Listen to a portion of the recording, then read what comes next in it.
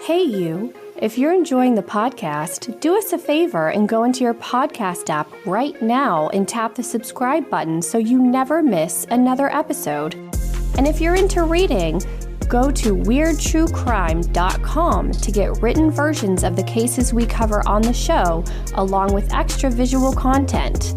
All the fun happens on social media, so come talk to us on Instagram, Twitter, and TikTok at our handle @weirdtruecrime. And I know it's a giant pain, but it would mean the world to us if you would take 2 minutes to leave us a rating and review. We'll be sure to give you a shout out on future episodes.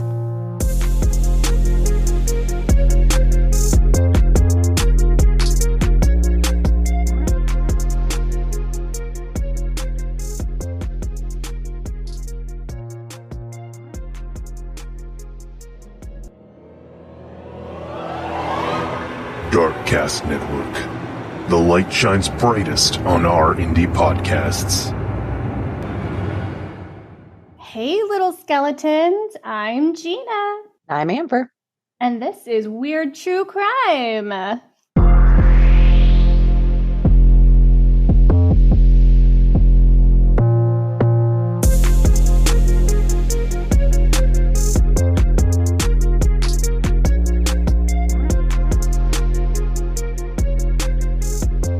Have we lost our minds with the holidays yet?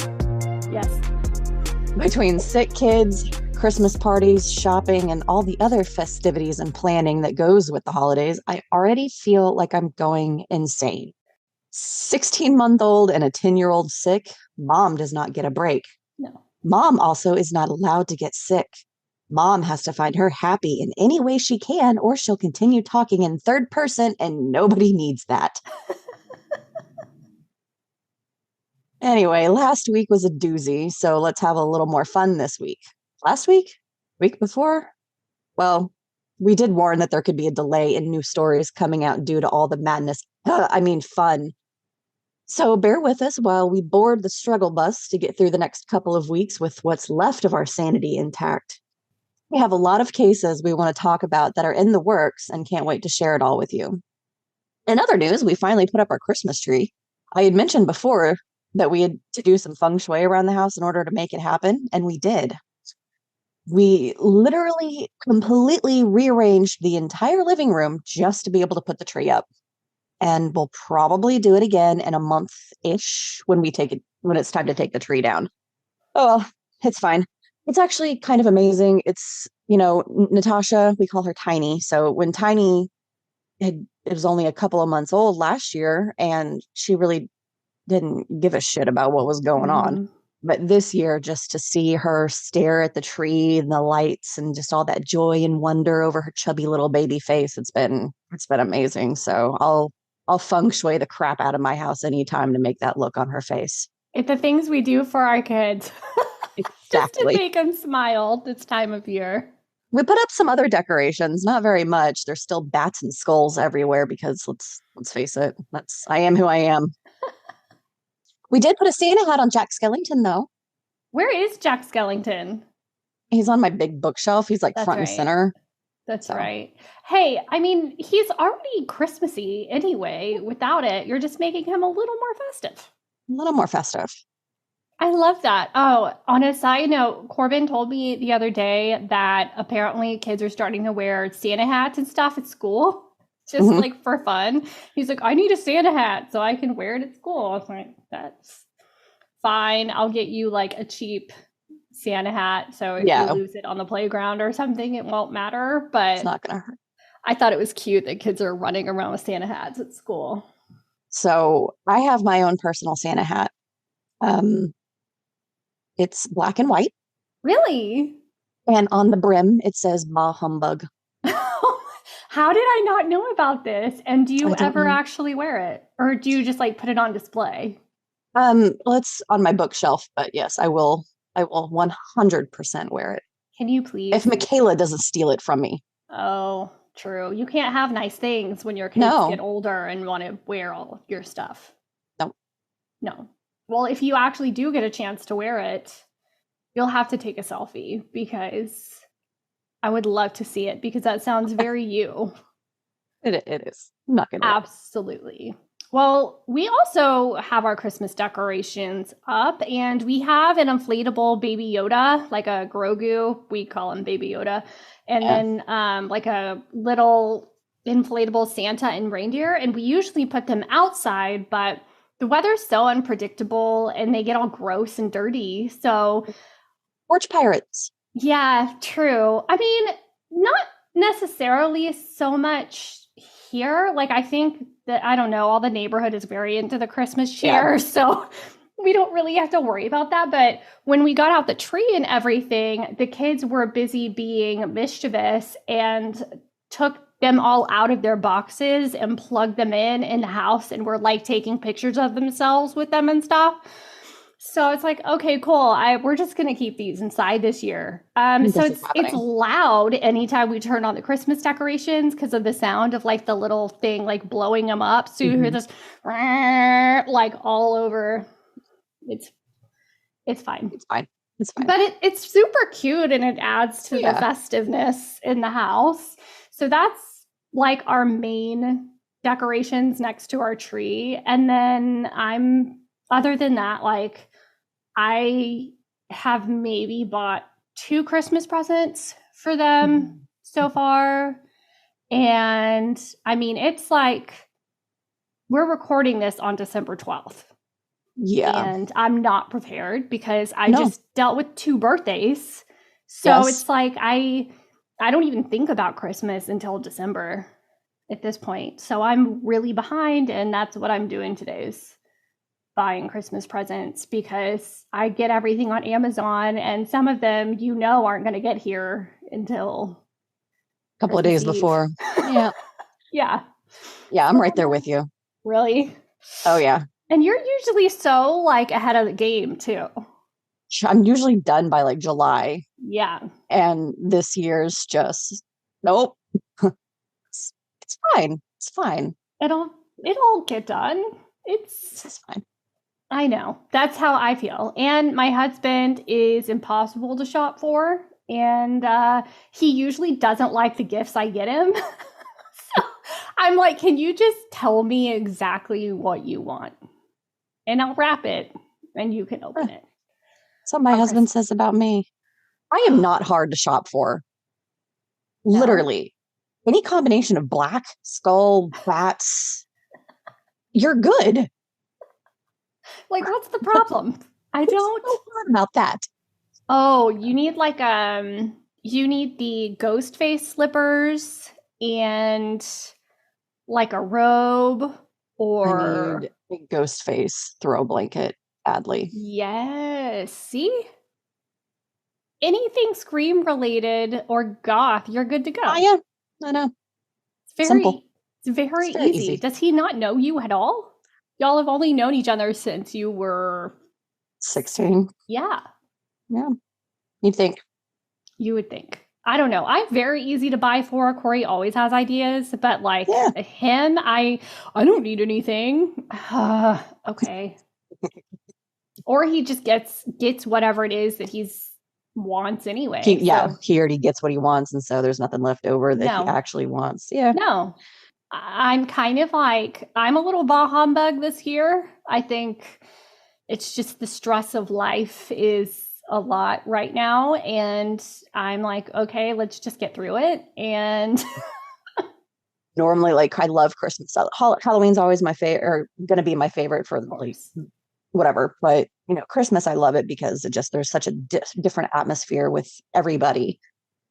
But yeah, there's just something this year. I love-hate relationship, everybody getting sick, and the just constant responsibilities and obligations and got to do this, got to do that. I just want to sit on my ass and play video games, man. Like, can I have that for Christmas? Is that okay? Can we do that? I mean, we literally bitch at each other, but not like at each other, but like we vent about how we haven't been able to play a video game in a couple of days. It's like, I just want to sit and vent out and like play a game for a little while without anybody needing anything from me. Leave me alone. By the way, I don't know if we have actually mentioned that, but like we're both pretty big gamers. So Yeah, a little bit. yeah, that's our other love. Lots of different kinds. You play a more variety of games than I do, but Yeah. I've been branching out. I'm So proud of you. I know. Thank you. Good I job. did play some Oxygen Not Included yesterday, and I killed all of my dupes within like the first 2 cycles because I was having them dig. This is totally off topic, but we're keeping it. So, because I was having them dig out and they got stuck. So, like, they got stuck on this Oh, two no. little, yeah, and they had no oxygen. And so I'm trying to get the other dupe to build them like a walkway, and they died like 2 seconds before they got the walkway done so they could. I was like, fuck this. I'm just like, fuck it, I'm starting over. I love that game, but I'm not good at it. But I've logged like 300 hours in it. Nice. I thought I didn't own it. And then I remembered for like Black Friday sales and stuff, I snagged it for like half off. So it's just sitting on my computer, waiting, beckoning, calling me to play.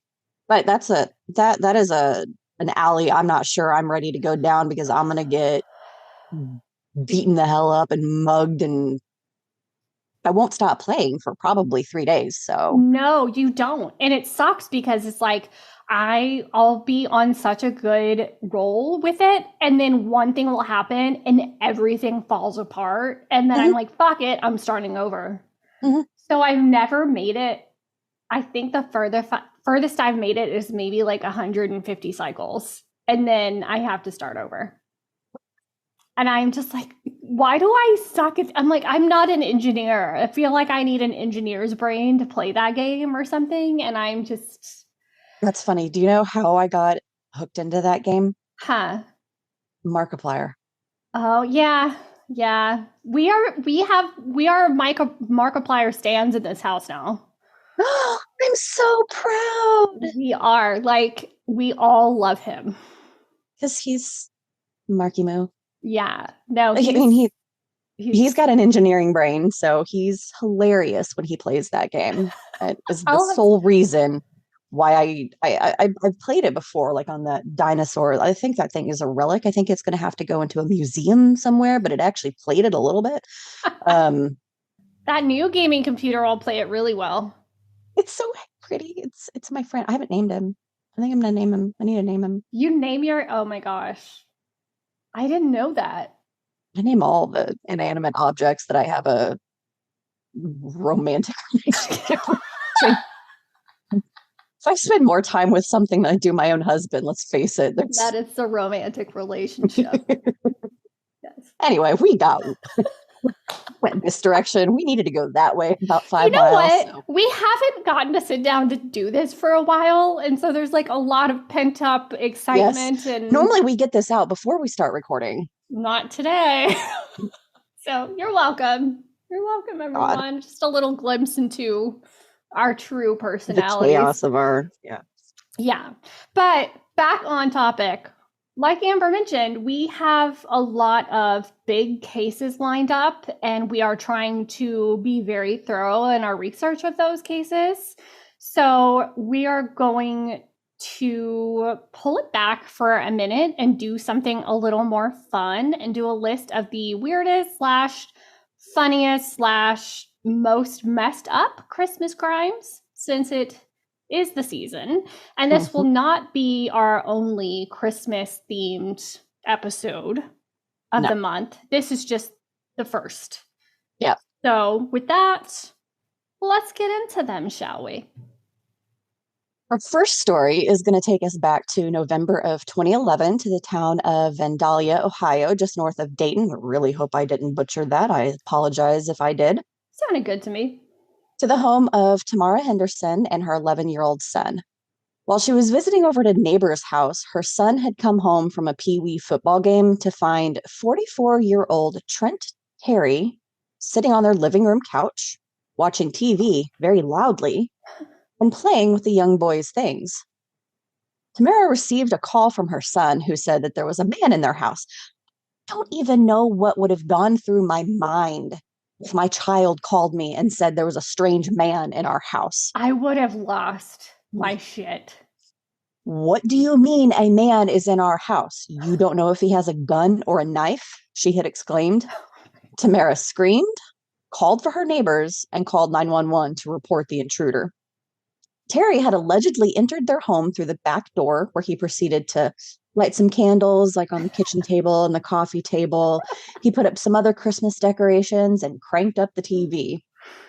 Some reports even say that he had hung up a Christmas wreath on the back garage door.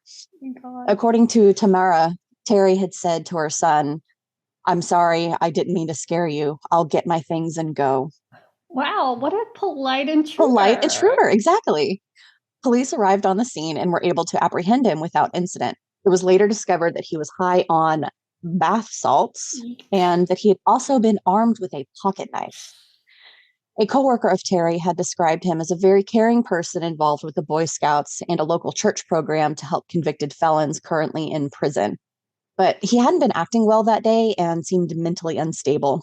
Police say that the men were painting a house nearby when Terry became upset and left. It was about an hour later that he was discovered by the 11-year-old boy in their home. Terry was charged with burglary and allegedly had a history of drug charges. So it's a little sad. There's some underlying issues going on there, but you know what? If I'm going to come home to find there's a strange man in my house, I would prefer that they have, gotten into the cheery holiday spirit and hung up some Christmas decorations so I didn't have to. Definitely. Instead of, I don't know, like walking out the front door with my television and breaking shit on his way out. So, or, taking my child. I mean, that, yeah. It's sad and a little funny, but it does sound like he had been trying to get his life on the right track and maybe had just been going through a little bit of a hard time. So I hope wherever he is, he's good now. Yep. But I mean, that's definitely a story to tell at parties as an adult. Yep. There was this time when I was a kid and this guy high on bath salts broke into our house and decorated for Christmas. You're like, it's right. It's a good two truths and a lie, if anything, So he's got that going for him. Our next story is a little less wholesome, but deserves a spot on this list as well. So I don't know about you, but when I hear that someone was stabbed, I immediately think knife or hell, even sword, maybe even ice pick, You think sword? Is this the medieval times? Like, anyway. It's a little insight on where my brain goes. Yeah. Okay. I mean, a sword, but like shitty, just yeah, stabby. Something stabby. Yes, definitely not a ceramic squirrel. What? Apparently, to 44-year-old Helen Ann Williams of North Charleston, South Carolina, it was the perfect weapon to vent her frustration out on her husband while he was making a sandwich in the kitchen late on Christmas Eve in 2013. She had sent her husband out to the store to go pick up some beer, but due to the holiday and the late hour, the stores were closed, so he had to come home empty-handed. Uh-oh. Enraged at the lack of alcohol, Helen grabbed the ceramic squirrel, hit him over the head with it, and then stabbed him in the chest with a ceramic squirrel. Yeah, ow. Thankfully, her husband was able to escape over to a neighbor's house where he was able to call 911 and get help. When the police arrived just after midnight to the house, they found him covered in blood with cuts on his shoulders and face. And then when he removed his shirt, they found a large gash on the left side of his chest. Oh, geez. At first, Helen tried to tell the police that her husband had fallen. But because she had blood on her hands and her shirt, they were a little skeptical, She then tried to say that it wasn't her husband's blood and that it was already there. That doesn't make it better. He was taken to the hospital and treated for his injuries. Thankfully, he was okay. Helen Ann Williams was arrested and charged with criminal domestic violence of a high and aggravated nature. She was literally caught red-handed and tried to lie her way out of that. I have no words sometimes. I really hope they're not still married. I mean, that doesn't sound like a safe situation. Or Hopefully he got rid of all the ceramic squirrels in the house. And maybe she went to AA. Maybe. Maybe. Oh No my more, gosh. no more alcohol for her. I want to know what the ceramic squirrel looked like. I do too, because I mean, the only thing that I could think of is like he had a really pointy snoot, maybe. Or did she like break it like you would at a bar fight with a bottle? Like did she like hit it on the counter and get like a sharp piece and like maybe when she hit him over the head with it, it broke. Maybe, and then she stabbed him with it. And then she went stabbity with it. Oh, I don't know. The holidays, man. Woohoo! That's a hard time. This next story made me laugh out loud when I read it. Like literally laugh out loud here, like just sitting in this room. I figured you were gonna like that one. Oh my God. So on December 14th of 2001 in Portland, Oregon, police responded to a report of a man assaulting customers inside of a Toys R Us. So many toys to choose from in that store to wreak some havoc on shoppers in a toy store. But this particular man decided that he was going to go all Darth Vader and start swinging around a toy lightsaber at the shoppers, assaulting 3 different customers in the process. I mean, it might be a toy, but it is a weapon. So he's not totally off base. When the police arrived on the scene, they found the man in the parking lot swinging the lightsaber around and yelling incoherently. One officer attempted to calm him down, but he just continued shouting and swinging. Sure, it's a toy lightsaber, but being smacked with one of those swung by a man at full force isn't something I want to experience, and I'm sure the police officers didn't either. And I can say, even being hit by one of those by a child is not fun, because it has happened to me on multiple occasions, having 2 boys and lightsabers in the house. I'm not surprised you're familiar with that. No, not at all, which is why I thought this was so funny, because it was like, yeah, I get it. At one point, they attempted to use a taser to take him down, which you can't do to kids, I just want to say. But he managed to use the light. But he managed to use the lightsaber to swat the wire away, which is smart. Eventually, the cops wrestled him to the ground and were able to take him into custody. He was treated for injuries and taken to a hospital for a mental evaluation. 33-year-old David Canterbury was placed on a police hold at the hospital and given citations for 3 counts of 4th-degree assault, 1 count of 3rd-degree theft, and 1 count of resisting arrest, and 1 count of interfering with a police officer. That's a lot. I'm sure that was a sight to behold to all of those who were out shopping that night. I really wish I could have seen it.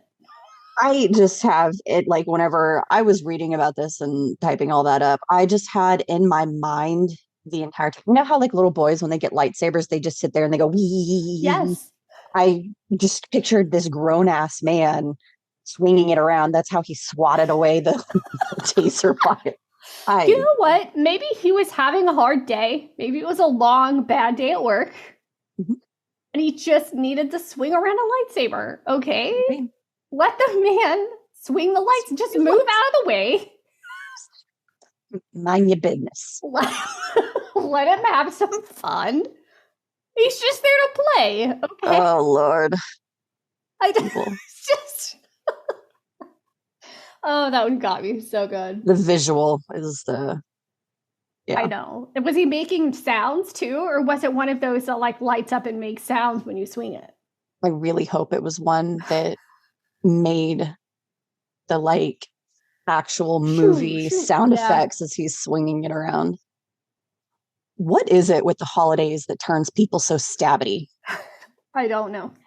In December of 2011, Ruth Wagner, 55, of Southington, Connecticut, was browsing a craft fair doing some holiday shopping. It's reasonable. Craft fairs are great places to find Christmas presents. Absolutely. If I enjoyed leaving my house, I would probably love to go to one. If people didn't suck so much, that would be a great place to go. According to a statement by Sergeant Lowell De Palma, Wagner had been seen hanging around a jewelry booth, and the woman who owned the booth suspected her of swiping a piece of jewelry that was missing. When Wagner came back around to the area, as you do, you make a few passes just looking and looking. Mhm. The booth vendor watched her steal a seashell ornament and decided to confront her. After being confronted, Wagner attempted to flee. When the woman yelled, "Stop her!"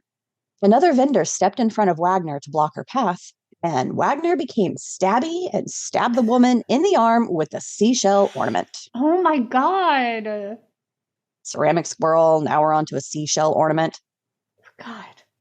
After the stabbing, Wagner was able to escape in her red car, but thankfully witnesses were able to obtain her license plate, making it easy for the police to track her down. I definitely don't blame anyone else for not trying to stop her. No telling what else she had stolen that she could have used as a weapon. Yeah, definitely. Thankfully, the victim's injuries were not life-threatening. They were still pretty serious. Like Yikes. I think one of the reports said she even had piece of the ornament still sticking in her arm. Oh my So gosh. not good. No. She was taken to the hospital to be treated. At the end of this all, Wagner had stolen a whopping $91 worth of jewelry, Christmas decorations, and other items from various vendors at the fair. She was booked on charges of first-degree robbery, second-degree assault, first-degree reckless endangerment, second-degree breach of peace, and sixth-degree larceny. That's a lot of charges for $91 worth of like homemade stuff at a craft fair. And also the stabbing and the running and the... What is wrong with people? Like, just buy the stuff. People worked hard to make them. And they probably spent money to put a booth up at the fair. And you're just gonna steal their stuff? 9 times out of 10, people at those booths don't even make back what they put in to making everything. We know this. We've done this before. Yeah, we've known it. We know this from experience.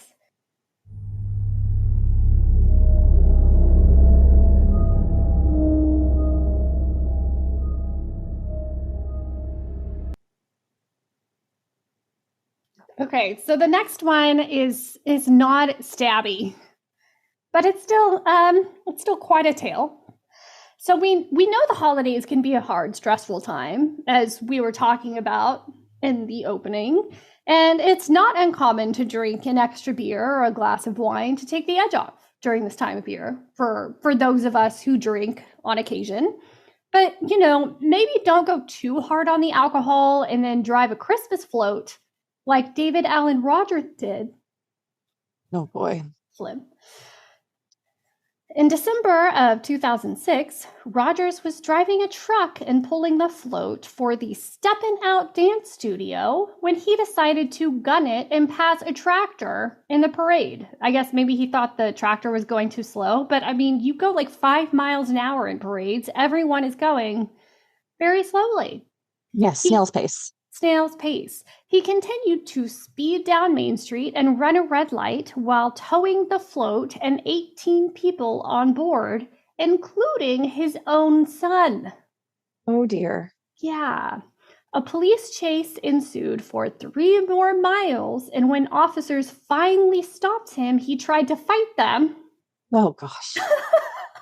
They found an open container in his vehicle. He faced more than 36 charges, including DUI, assaulting an officer, and 18 counts of kidnapping.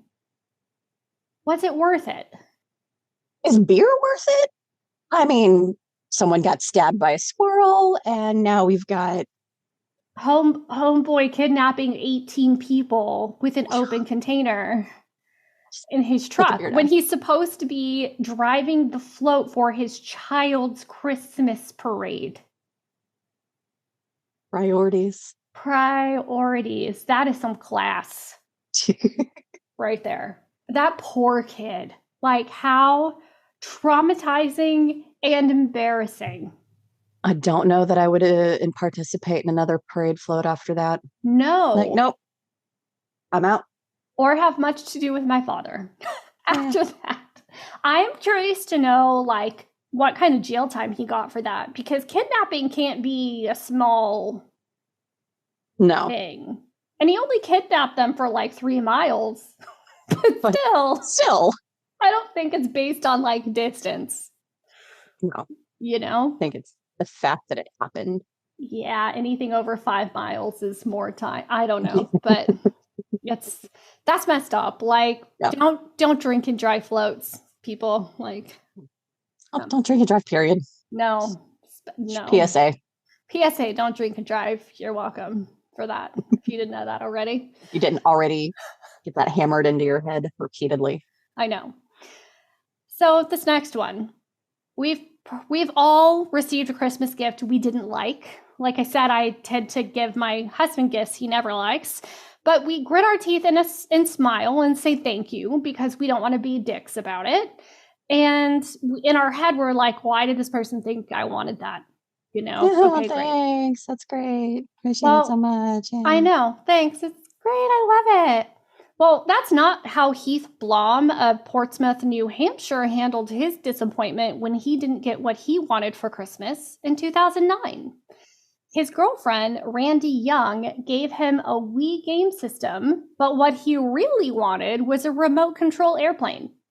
I'm sorry.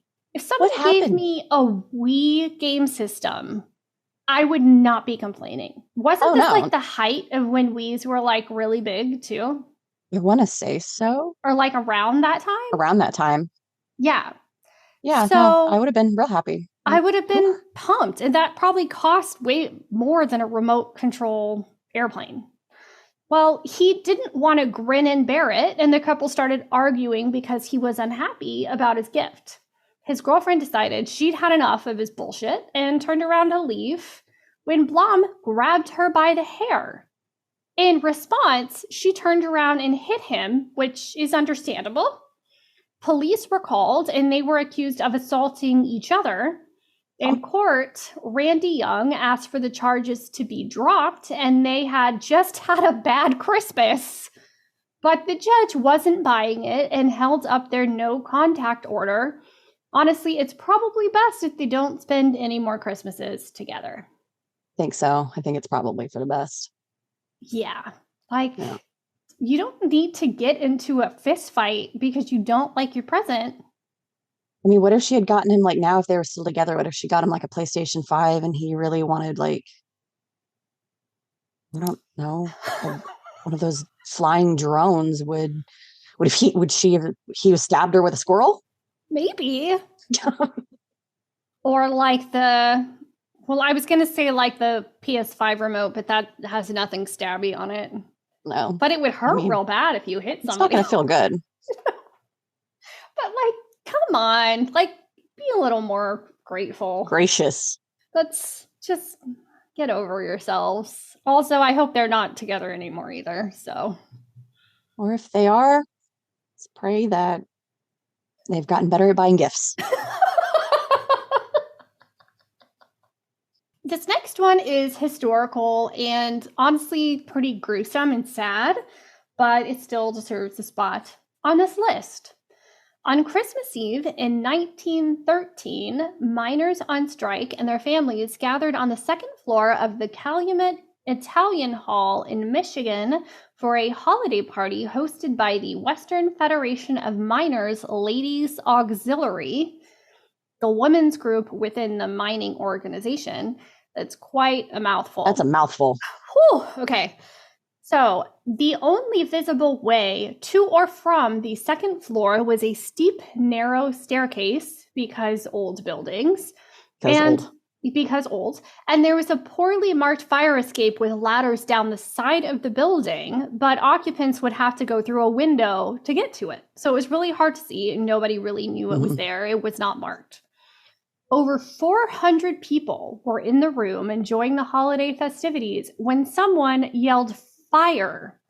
In a panic, all attendees rushed the narrow stairs in an attempt to escape. In the rush, 14 adults and 59 children were killed while trying to get out of the building. Oof. 59 children. Fire marshals and investigators never found any trace of fire at the scene. It is still unknown who yelled fire or why, Many of the minors didn't speak English, and interpreters were not provided during questioning. Several witnesses, however, did say that the man who yelled was wearing a button on his coat for Citizens Alliance, an organization that opposed trade unions and strikes. So it sounds like there may have been a plant in there to start some drama at this Christmas event. Some havoc. But it's so sad that so many children lost their lives because of pettiness. Yep. When all these people were just trying to enjoy their Christmas. So bring the mood down a little bit, but It's a pretty messed up Christmas crime, if I do say so myself. Yeah, that's definitely up there. Yeah. Okay, so I'm pretty sure we're all guilty of doing something similar to this next one when we were kids. I remember I was so curious about a specific present under the Christmas tree that I literally scratched the tiniest hole in the wrapping paper. And to my absolute shock and surprise, I still couldn't figure out what the hell it was. Well, in Rock Hill, South Carolina, back in 2006, 12-year-old Brandon Jones absolutely couldn't wait any longer to open up his gift without permission. Uh-oh. His mother, Brandy, found the box empty and unwrapped under the tree. And when she asked him about the present, Brandon apparently lied and said he didn't know what it was. Brandy was fed up. His grandmother had even told him repeatedly not to open it. He clearly didn't heed her warning. After the lie, Brandy threatened to call the police, and Brandon returned the toy, a Game Boy Advance. She called the police anyway. The police showed up, and Brandon fessed up. He was charged with petty larceny, and his mother insisted on the police taking him away. According to Brandon, the police put handcuffs on him and put him in the back of the police car and took him to the station, where he sat for 4 hours until his mother picked him up after church. She said she was hoping that he would be scared enough to apologize and straighten up. Brandy said that the troubles with Brandon had started in kindergarten, where he stole from his teacher's desk, and by the 3rd grade, suspensions and parent conferences were common. After this experience, Brandon says he wants to change, or he wanted to change, and that he had planned on changing his attitude and working on his behavior because he knows his mom wants the best for him. The Game Boy, however, was not destined to be his, as his mother said she was going to give it to someone else. Damn, I don't think I blame her for any of those actions, especially knowing his history, because that he already had issues. Yes. Yeah. I also like that he did not get the Game Boy. Scare him with going to jail, having to sit there dealing with all of that. Sitting in the back of the police car with the handcuffs is definitely something he's not going to forget. But I mean, if he would have gotten home, and then been like, okay, honey, you can have the Game Boy. He hasn't whatever. learned anything. She's like, no, screw you, you little shit. Somebody else is going to get it that'll appreciate it. Yeah, it reminds me of Scared Straight, Yes, that's what I thought of too. Yep. Yeah. So I hope he learned his lesson and cleaned up his act, because he's a full-ass adult now. Okay, let's head all the way up north to Canada for this next one. Okay. The Canada Post has a lovely program that makes sure your letters get to Santa. Write a letter to Santa at the North Pole, and if you include a return address in your letter, Santa will send you a letter back. By 2007, over 15 million letters had been written, resulting in a Guinness Book of World Records accreditation for the most letters to Santa ever received and responded to. Well, Christmas of 2007 was not all holly jolly in the letter writing department. At least 10 unfortunate children received their letter responses from Santa that were less than desirable. The letters included foul language and inappropriate messages like, quote, "This letter is too long, you dumb shit," end quote, as well as, quote, "Your mom sucks dick and your dad is gay," end quote. Holy hell, I would not have liked to try to explain that one to little Timmy or Tommy. No, not even a little bit. Oof, okay. Canada Post worked quickly to identify the unruly elves who sent out the nasty Santa letters to the Ottawa area children. It turns out the culprits were minors, not children of the postal employees. Since this incident, several security measures were taken to ensure history wouldn't repeat itself, and the letter writing continues today. Well, I'm glad that they figured it out and they've enhanced their security so kids can still like enjoy this. Can you imagine your kid coming up to you, Mom, I think Santa's mad at me. And like, you get, this letter is too long, you dumb shit. Like, whoa, I would never look at Santa the same way. Oh no. If I got a letter like that. I'd have to write a less than desirable letter to Santa myself. I know. I think that's how kids. the Post found out about it quickly, is because the parents were like, and so they sent out a statement like, proofread your Santa letters before you give it to your kids. We had to shut it down for a couple of days while they investigated it. But yeah, kids, I mean, the older kids, obviously, they were able to coherently write and form whatever. So still minors, but older kids, they just, they got their jollies off. They were probably bored teenagers that thought it would be fun to like prank some kids, you know? But hopefully most of these, like the parents saw before they got to their kids. Like I said, after the first few responses of the kids, the Post said, proofread, don't let your kids read it before you do, because this stuff is happening. So, oh my God. I would have been appalled, but let's be honest, afterwards I would have been laughing my ass off in the back room or something. I'm gonna be honest. I would have. It's pretty funny. Be like, I can't believe Santa said that to you. How rude. One of the elves really, really was just having a bad day and decided to take it out on you. I'm so sorry. And then I'm just giggling my ass off in the back. The elves manager had been like extra harsh that day.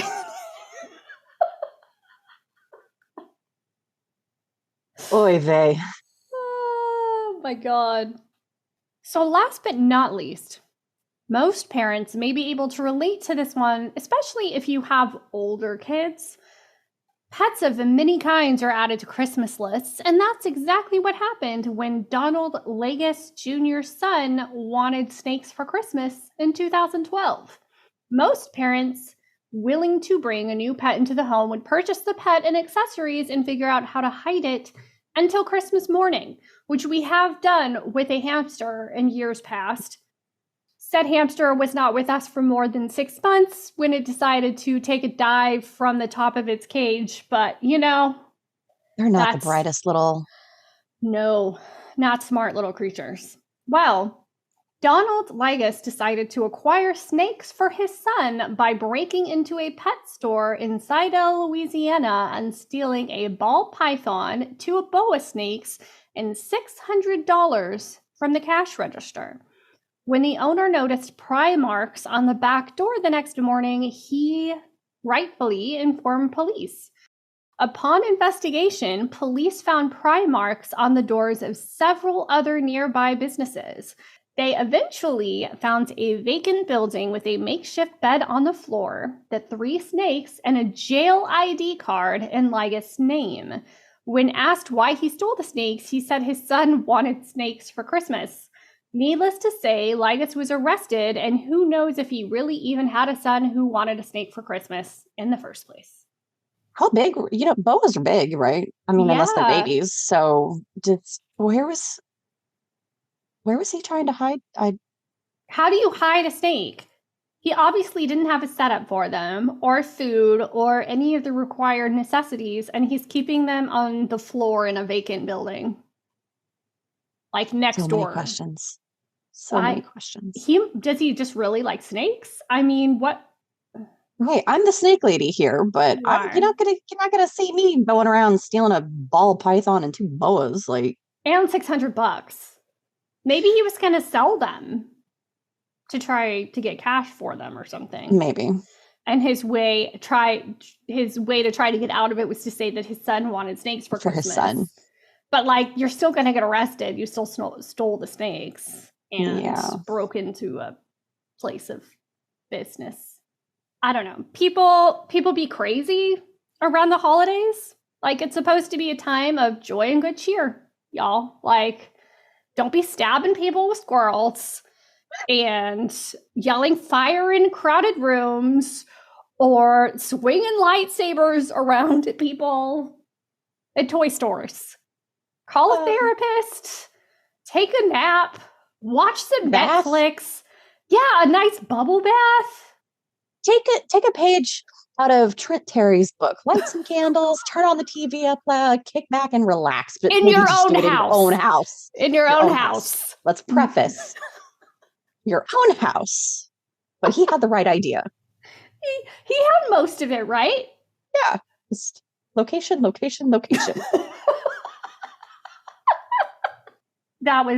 This was so fun. It was a much needed break from the very heavy things that we've been researching lately. So I'm glad we decided to take a step back and do this. And like we said, this is not the end of our Christmas content. Our next one is a doozy.